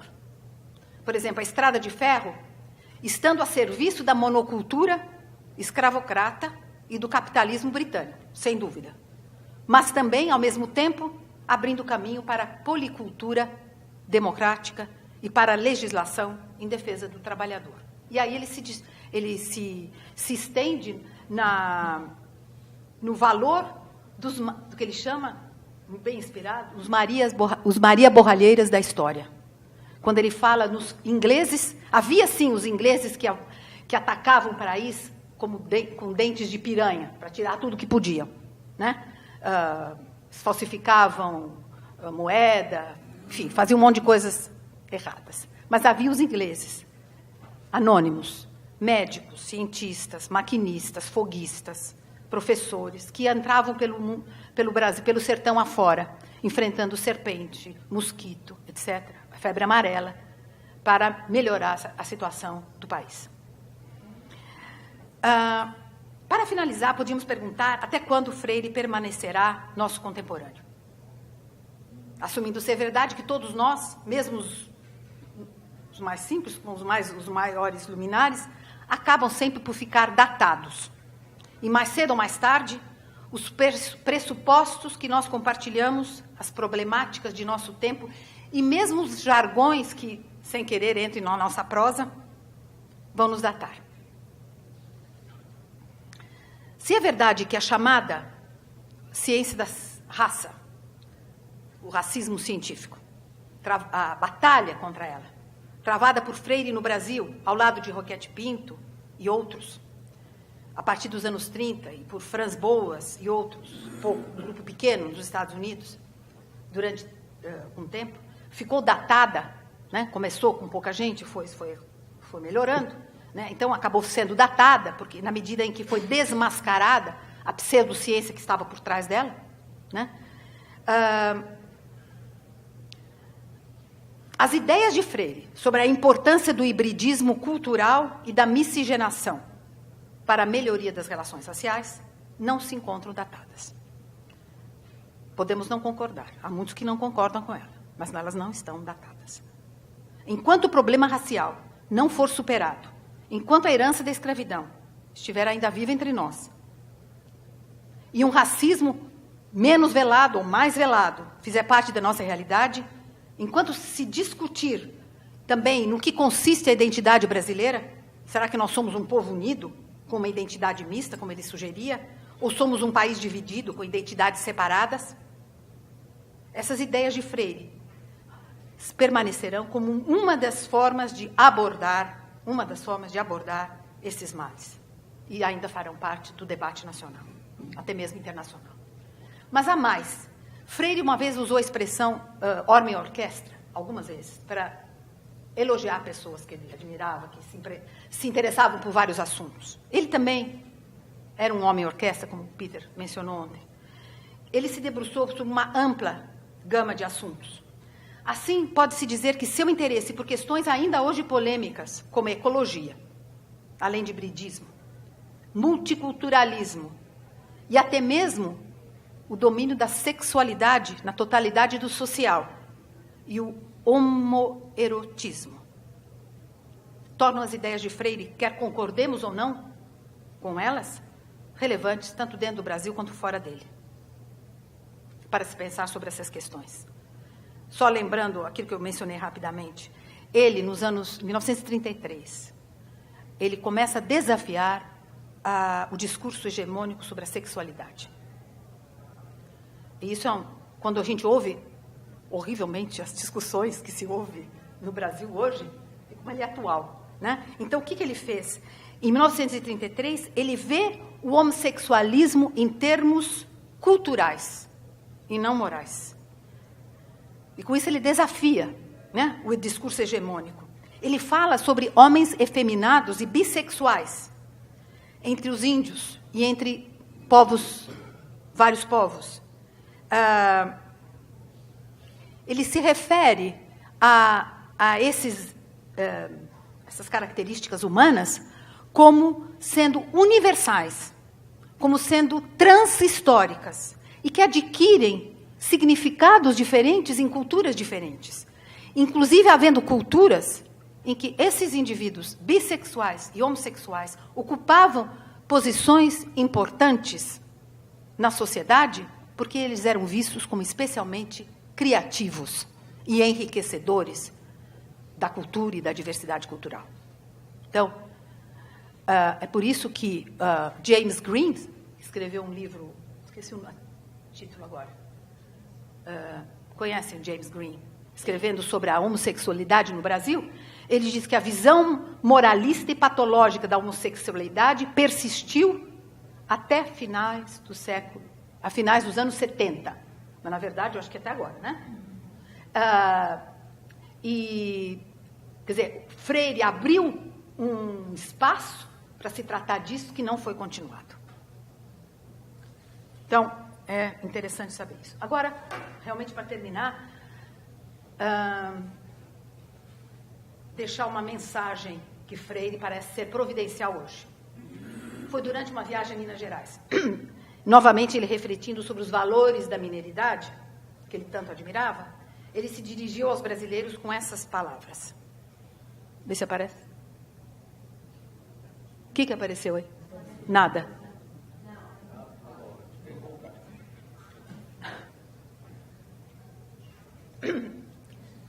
Há tantos Brasis que é difícil generalizar sobre o Brasil. Por isso, ó leitor, quando um desses Brasis te entristecer teu coração de brasileiro ou de amigo do Brasil, pensa num dos outros, que te voltará a alegria e a fé. a fé no conjunto? É o que faço. Não há desfalque, negociata, patifaria num dos Brasis mais ostensivos que me mate a confiança no conjunto. Mesmo quando minha confiança no conjunto estremece, há sempre um Brasil subterraneamente provinciano, municipal e até rústico, que me anima e mesmo me entusiasma e me faz pensar, enquanto houver esse Brasil, os outros, por mais internamente degradados, não prevalecerão contra ele. Não exagero quando digo, há Brasis angélicos entre os sórdios, e não apenas brasileiros heroicamente honestos entre patifes, homens verdadeiramente de estudo entre mitificadores, gente que cumpre deveres entre responsáveis, que o tempo todo marombam. Eu não sabia o que era maromba, não sei se é, acho que em São Paulo não usa, que é esperteza, malandragem, enganar, ludibriar. E assim eu termino.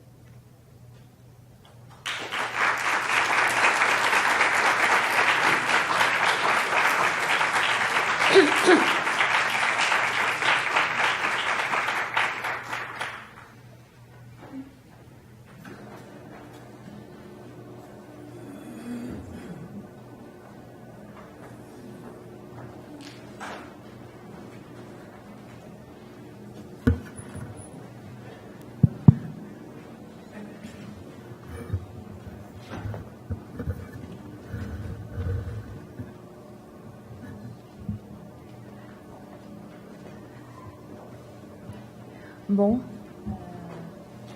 a princípio a gente, apesar do atraso, a gente tem um tempo para perguntas, para discussões, né, Maria Lúcia? Um tempo para pergunta, discussão, se alguém... eu acho que dá. Vai ser bem mais curto, mas, enfim, não é todo dia que a Maria Lúcia está aqui, então também não dá para... Eduardo. Boa tarde já. Boa tarde. Eu, primeiramente, gostaria de felicitar a professora Maria Lúcia pela conferência. Foi uma alegria escutá-la. Eu sou o Eduardo Paiva, eu sou professor do Departamento de História. Eu sou, para começar, um admirador da obra de Gilberto Freire, e é a partir daí que eu quero falar. Me parece que mais que contemporâneo, e essa parece ser a resposta à pergunta inicial, o Gilberto Freire também foi um historiador, um antropólogo, um sociólogo, aquilo que nós hoje chamaríamos de historiador da cultura, da modernidade, né, do moderno. Foi assim, ele foi assim considerado por Lucien Febvre, na introdução à tradução em 1952 do Casagrande Senzala, traduzido por Roger Bastide, para a tradução francesa. Mas esse historiador moderno, né, que também apareceu em sua conferência, professor, esse antropólogo, pensador moderno contemporâneo, foi alguém que não abriu mão de um conceito que, curiosamente, não fez parte da sua exposição. E é sobre isso que eu gostaria de perguntar.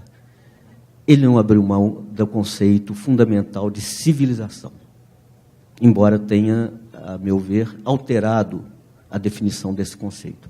E é sobre isso que eu gostaria de perguntar, o que a senhora acha ou pensa sobre esse conceito fundamental de civilização na experiência de Gilberto Freire, talvez capturado nos Estados Unidos e reconsiderado diante da realidade brasileira que ele parece capturar, né, no exterior.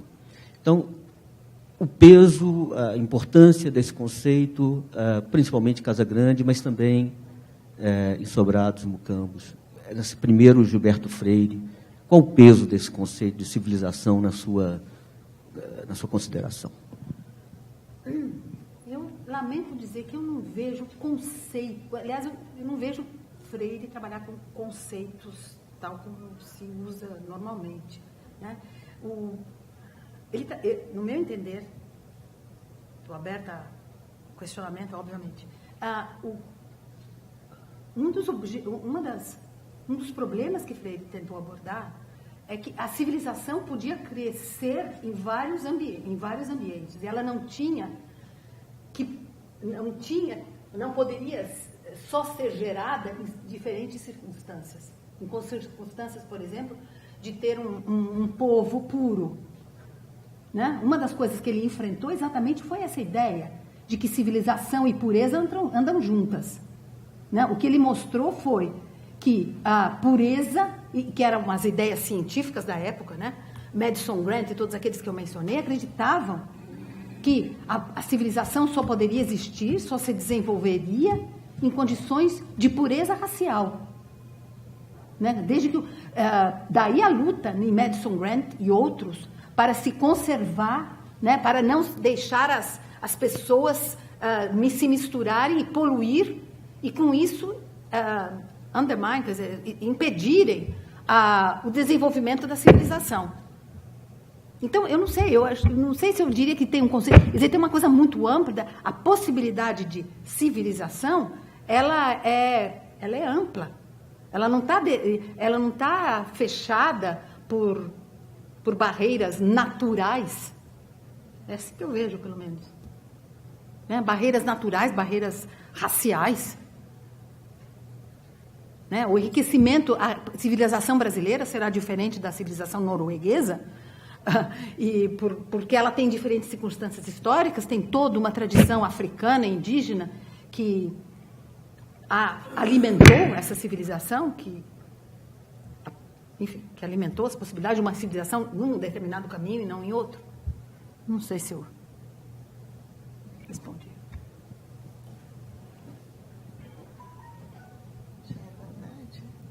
Boa tarde a todos e todas. Meu nome é Diva Moreira, eu sou pesquisadora e ativista da luta contra o racismo há algumas décadas. E eu li autores como Oliveira Viana, como Paulo Prado, e confesso a você, Maria Lúcia, estou muito feliz, né, de conhecê-la ao vivo e em cores, estar com você nesta conferência, né, promovida pela UFMG em seus 90 anos. Ou seja, quando eu li Gilberto Freire, depois de ter lido autores, né, Louis Couty, que esteve na corte, influenciou Dom Pedro. Então, quando a gente lê todos esses livros baseados numa ciência de superioridade racial e lê Freire, a gente, né, a gente vê a patente diferença entre um legado das teorias, não é, eugenistas, de teorias raciais, racialistas, e Freire. Né? Então, a gente fala assim, poxa, que diferença. Freire tem seu lado positivo. Né? Apesar de eu vir de um lugar político, social, cultural, que também questiona Freire. Sim, claro. E é claro, é inevitável. E a gente questiona pelo aspecto da miscigenação. Por exemplo, quer dizer, estas relações raciais entre as raças, né, que Freire elogia tanto, foram baseadas, muitas vezes, no estupro da mulher negra, na impossibilidade da mulher negra de ter parceiros, o seu próprio parceiro, né? Os seus próprios parceiros, poderíamos também usar no plural. Né? Então, essa miscigenação é baseada no estupro e baseada naquela ideia, né, que estava afirmada naquela conferência de Londres, realizada em 1911, de que daí a 100 anos, né, a raça negra desapareceria do Brasil. Né? João Batista... Lacerda, exatamente. Defende essa ideia na Conferência de Raças em Londres. Ou seja, então, a miscigenação não seria alguma coisa espontânea? Ai, que maravilha! Como que esse país, sabe, supera barreiras raciais para, na cama, se encontrarem, brancos e negros se encontrarem. A gente tem uma visão extremamente negativa disso, porque essa miscigenação também, existe uma classificação racial na miscigenação que vem desde a colônia, né? Quando um escritor português falava que A branca era para se casar, a preta para a cozinha e a mulata para fornicar, não é? Então, não é uma miscigenação inocente, não é? É uma miscigenação dirigida e é o opressor que define as regras deste relacionamento sexual, não é?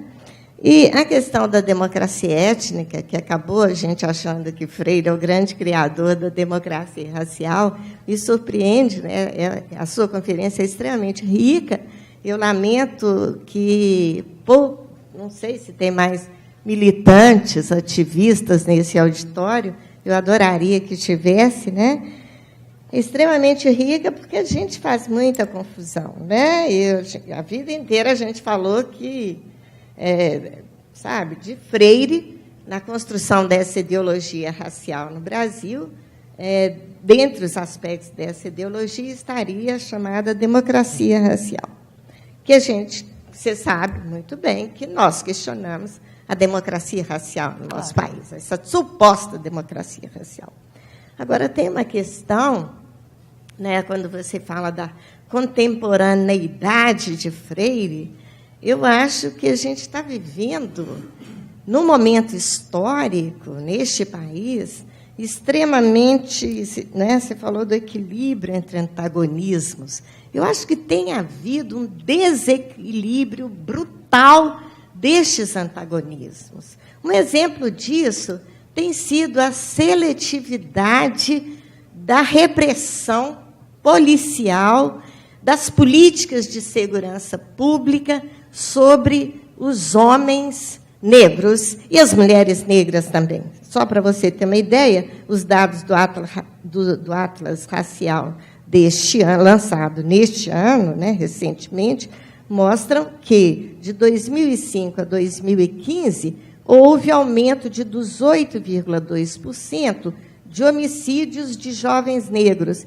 Enquanto isso, houve redução de 12,2% de homicídios entre jovens brancos. A nossa população carcerária, que é um dado também chocante, que demonstra o desequilíbrio, eu acho que Freire tem essa... A gente deve resgatar Freire e torná-lo contemporâneo, exatamente para a gente levantar certos aspectos da obra dele que desmoronaram neste Brasil, sobretudo pós-golpe, no ano passado, em que o discurso de ódio está assim, escancarado, né? Antes, essa ideia de democracia racial tornava as relações... Havia um certo pudor no relacionamento dos brancos com as pessoas negras. Hoje, não.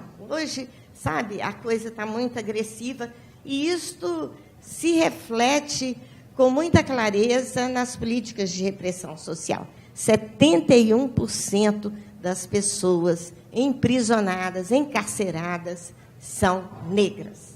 E esses dados também, as estatísticas mostram o aumento dos homicídios entre mulheres negras, enquanto entre mulheres brancas os homicídios caem. Ou seja, eu acho que eu tenho que reconhecer, apesar das críticas que eu faço a Gilberto Freire, eu tenho que reconhecer que a gente perdeu esta perspectiva de equilíbrio entre antagonismos, infelizmente.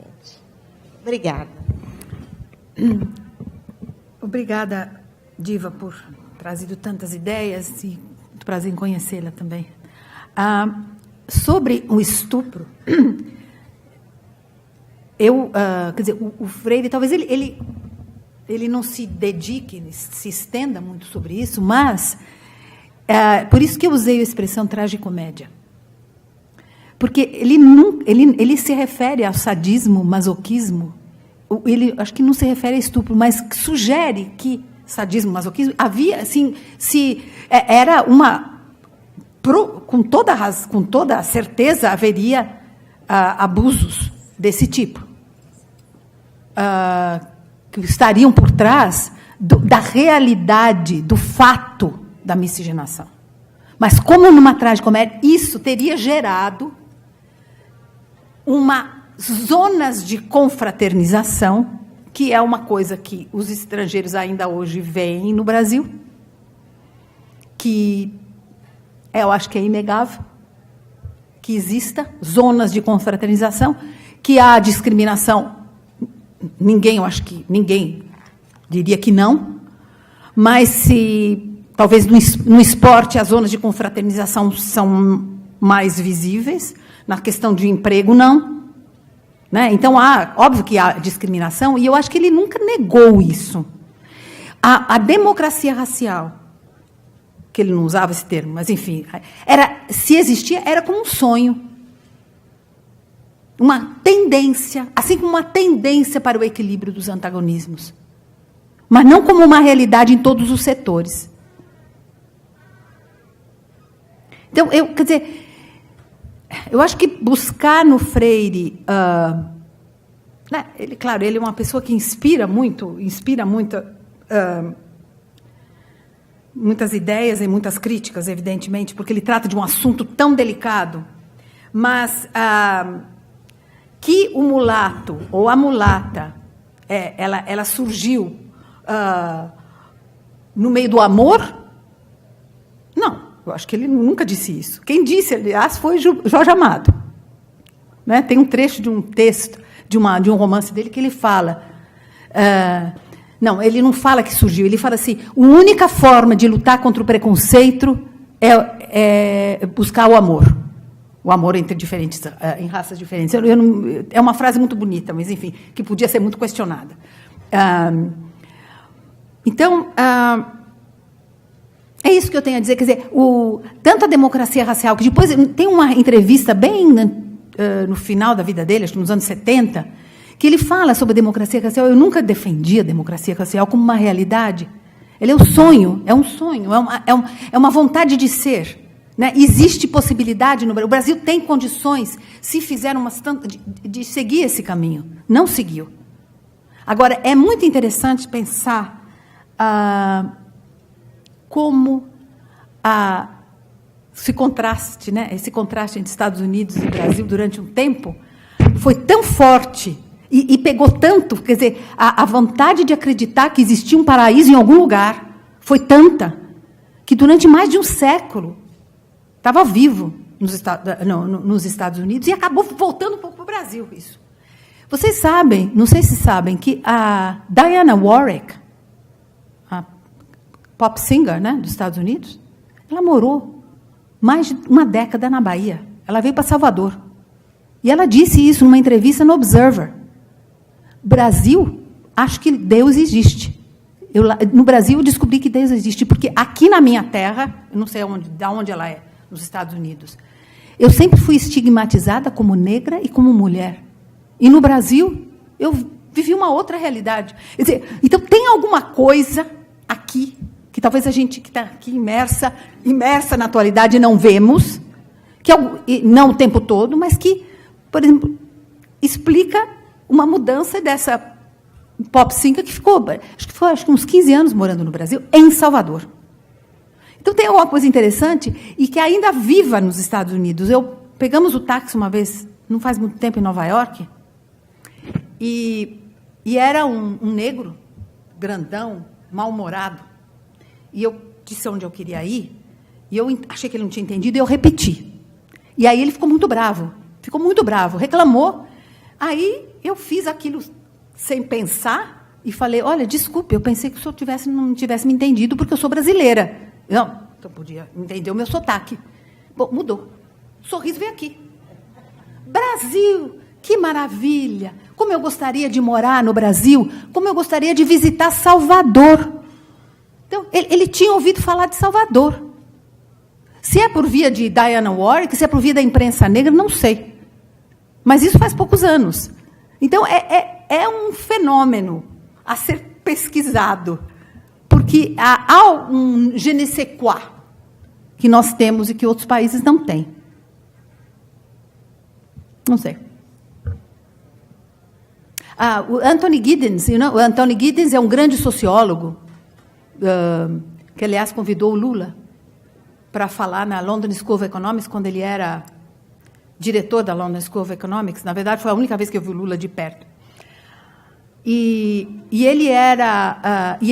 Eu o entrevistei uma vez para a Folha de São Paulo, há muitos anos. E ele vinha para o Brasil, veio para o Brasil várias vezes. E ele se refere a isso.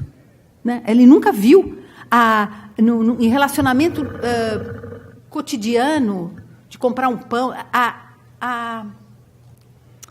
como é que ele diria? Uma confraternização entre as raças que ele não viu em lugar nenhum. E olha, ele é bem viajado. Então, tem algo que é o je ne sais quoi. O Ronaldo Weinfass, né? O Ronaldo Weinfass. Famoso historiador. Recentemente, ele deu uma entrevista falando sobre isso. Sem negar a discriminação, sem negar o preconceito, mas como algo diferente.